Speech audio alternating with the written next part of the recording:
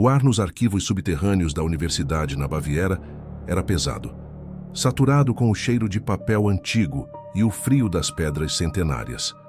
Thomas, um historiador cuja mente habitava o século XVIII, movia-se com precisão mecânica. Seus dedos folheavam manuscritos que poucos ousavam tocar. Para muitos era um trabalho de eremita, mas para Thomas era uma caçada pessoal. O desaparecimento de seu avô deixara apenas cadernos enigmáticos e uma obsessão pela figura de Adam Weishaupt, o fundador dos Illuminati. O velho dizia que a história oficial era apenas uma tapeçaria para cobrir a verdade. Thomas herdara essa sede de desmascarar o passado, transformando sua vida em uma busca solitária por respostas que o mundo insistia em ocultar sob camadas de mentiras e esquecimento deliberado. Naquela tarde, enquanto digitalizava tratados jurídicos de 1776, algo aconteceu. Ao manusear um tomo de leis bávaras, sentiu uma irregularidade na contracapa de couro. Com cautela, Thomas usou uma espátula para descolar o revestimento, revelando uma carta dobrada, escrita em uma cifra complexa, que reconheceu instantaneamente. Era a caligrafia de Weishaupt. Conforme decifrava as linhas, seu coração acelerou. O documento não era um registro de encerramento, mas um manual de transição. A suposta dissolução da ordem em 1785 fora apenas uma coreografia. Weishaupt nunca parou. Ele apenas ordenou que seus seguidores mergulhassem nas sombras, infiltrando-se nas instituições que os perseguiam. Antes de continuarmos, inscreva-se no canal e conte para nós nos comentários de onde você está nos assistindo. A revelação de que a ordem nunca morreu transformou o suor de Thomas em um calafrio de puro terror. A obsessão de Thomas atingiu um novo patamar quando sobrepôs os diagramas da carta aos logotipos de bancos centrais e gigantes de tecnologia. As coincidências eram matematicamente impossíveis. O olho na pirâmide não era apenas um símbolo, era uma marca de propriedade sobre séculos de manipulação.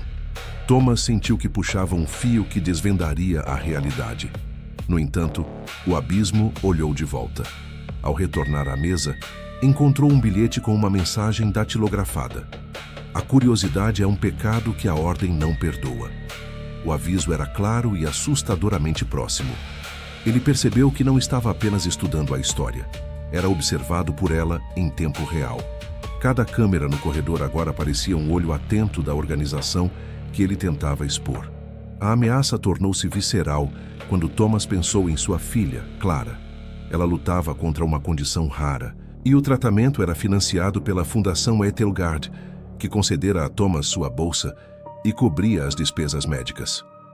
Com as mãos trêmulas, cruzou os dados dos diretores da fundação com os nomes nos documentos de Weishaupt. A verdade o atingiu como um soco. A linhagem dos fundadores da Etelgard remontava diretamente aos primeiros círculos dos Illuminati. Sua carreira e a sobrevivência de Clara eram cordas puxadas por mãos invisíveis.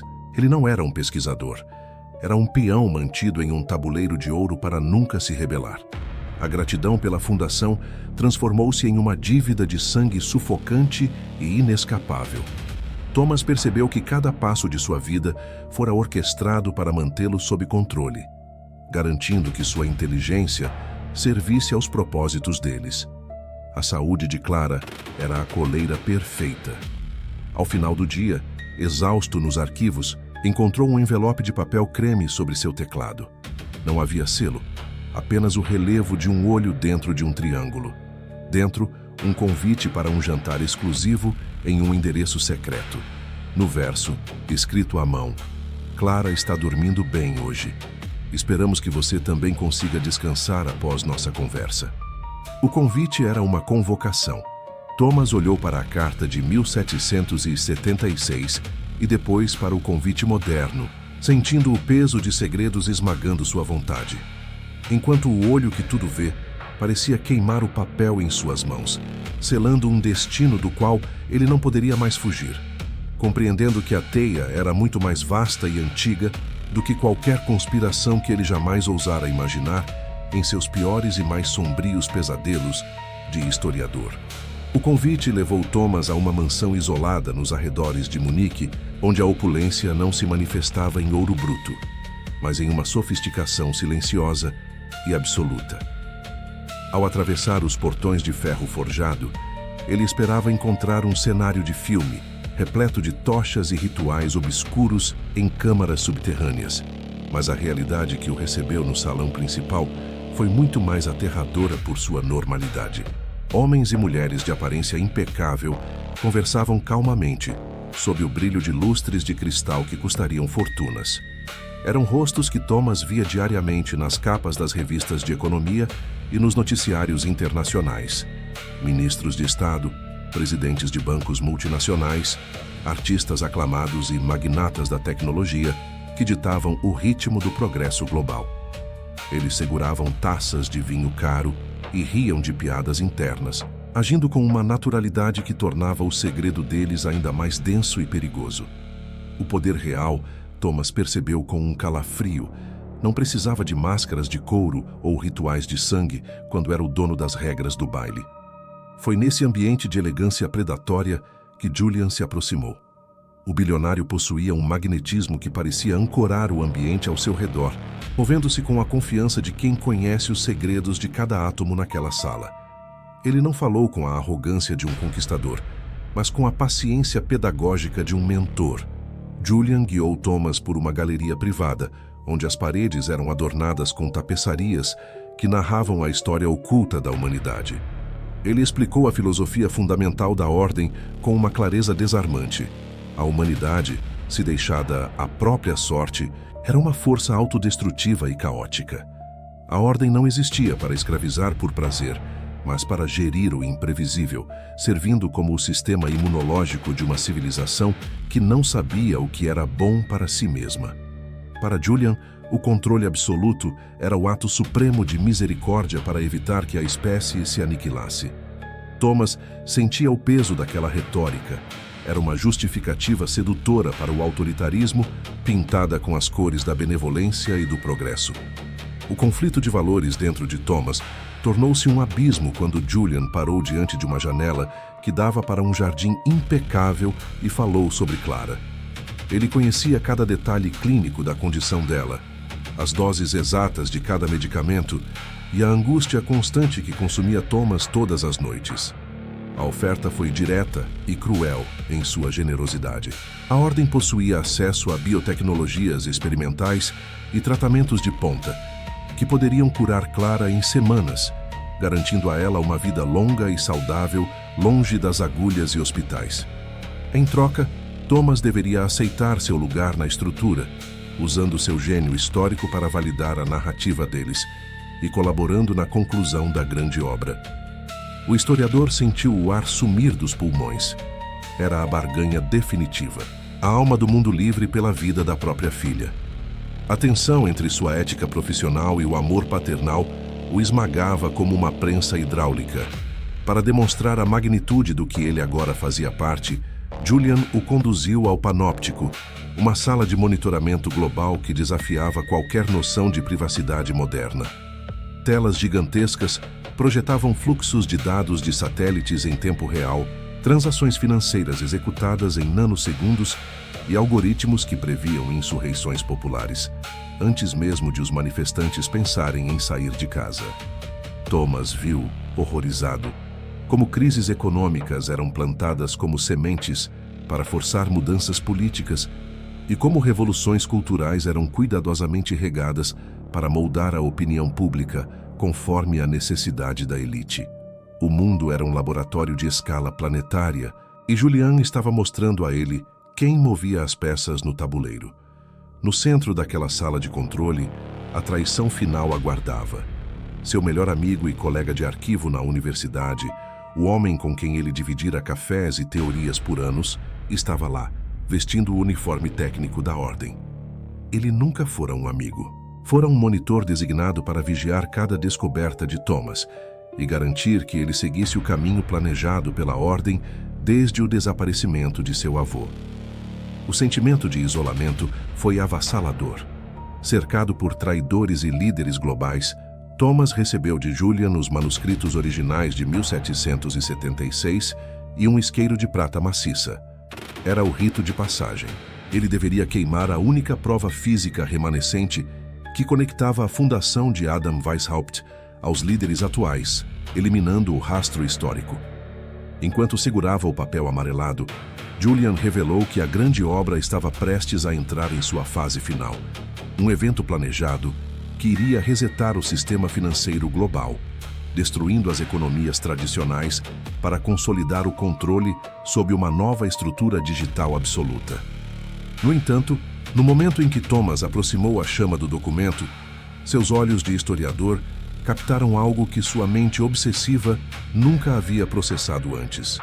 No centro da cifra complexa da Carta de 1776, ele notou uma irregularidade matemática deliberada. Não era um erro de Weishaupt, mas uma falha proposital. Um mecanismo de autodestruição embutido no código original da Ordem para o caso de o poder se tornar absoluto demais. Thomas percebeu que tinha em mãos a única arma capaz de colapsar o panóptico por dentro, mas ativá-la significaria renunciar à cura de Clara e se tornar o alvo principal da organização mais poderosa da Terra. A chama do isqueiro de prata estalou entre os dedos trêmulos de Thomas. Uma pequena língua de fogo que parecia zombar da magnitude da decisão que ele teria que tomar em frações de segundos. Julian observava com a paciência de quem já viu impérios caírem e renascerem, certo de que o historiador sucumbiria ao peso da própria linhagem e ao medo de perder o que mais amava. Mas os olhos de Thomas, treinados na obscuridade dos arquivos da Baviera e na decifração de silêncios históricos, viram algo que os tiranos modernos haviam negligenciado em sua própria arrogância. Naquela carta codificada de 1776, Adam Weishaupt não havia apenas escrito leis para uma sociedade secreta.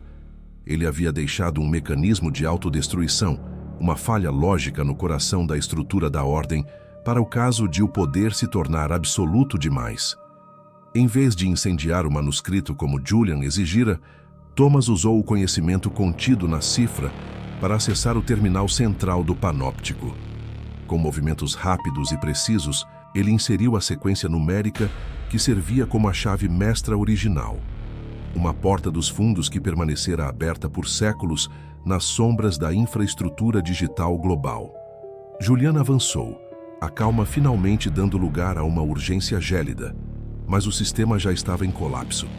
As telas monumentais ao redor deles começaram a vomitar um fluxo incessante de dados brutos, registros de transações bancárias secretas, protocolos de manipulação social e os nomes verdadeiros daqueles que compunham a elite invisível. Thomas não esperou pela reação dos seguranças. Ele mergulhou pelos corredores labirínticos da mansão, fugindo de uma opulência que agora lhe parecia sufocante e perversa. Cada passo ecoava o desespero de um homem que acabara de incendiar o mundo para salvá-lo de si mesmo. No entanto, o labirinto da Ordem era mais profundo do que qualquer mapa poderia prever. Ao alcançar o heliporto no topo da torre que dominava a paisagem bávara, ele foi interceptado por Julian, que permanecia impassível sob o céu carregado de nuvens pesadas. O vilão revelou então a traição final, a peça que faltava no quebra-cabeça da vida de Thomas. Seu avô, o historiador cujo desaparecimento iniciara sua busca obsessiva, nunca fora uma vítima da Ordem.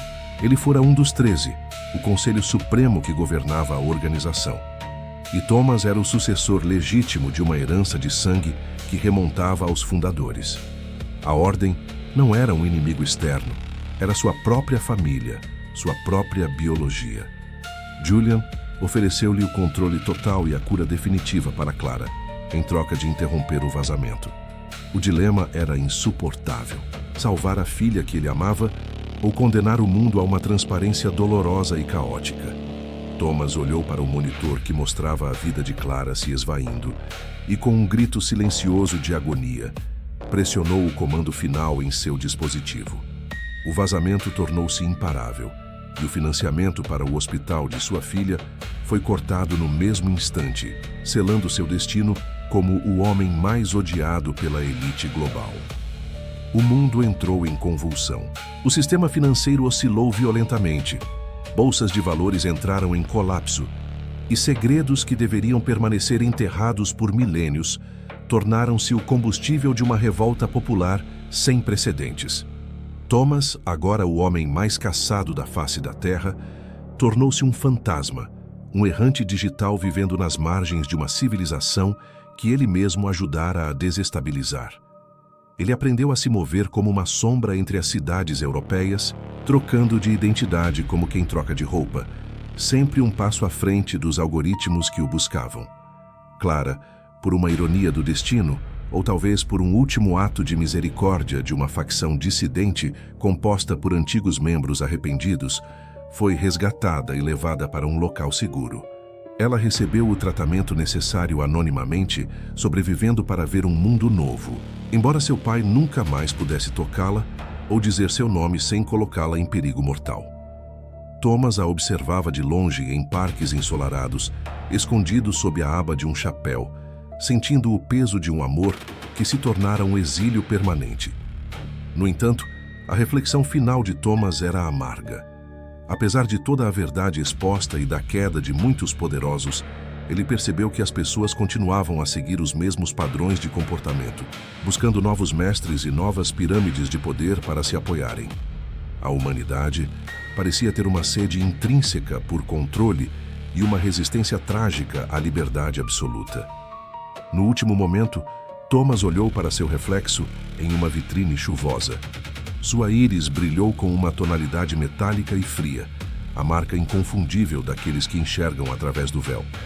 Ao lutar contra a ordem, ele absorvera sua essência mais profunda.